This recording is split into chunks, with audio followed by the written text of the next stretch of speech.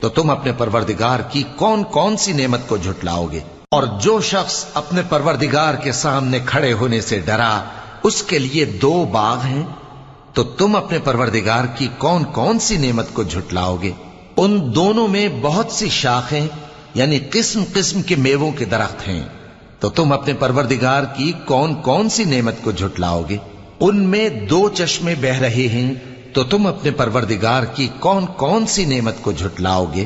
ان میں سب میوے 2 قسم کے ہیں، تو تم اپنے پروردگار کی کون کون سی نعمت کو جھٹلاؤ گے؟ اہل جنت ایسے بچھونوں پر جن کے استر اطلس کے ہیں تکیہ لگائے ہوئے ہوں گے، اور دونوں باغوں کے میوے قریب جھک رہے ہیں، تو تم اپنے پروردگار کی کون کون سی نعمت کو جھٹلاؤ گے؟ ان میں نیچی نگاہ والی عورتیں ہیں جن کو اہل جنت سے پہلے نہ کسی انسان نے ہاتھ لگایا اور نہ کسی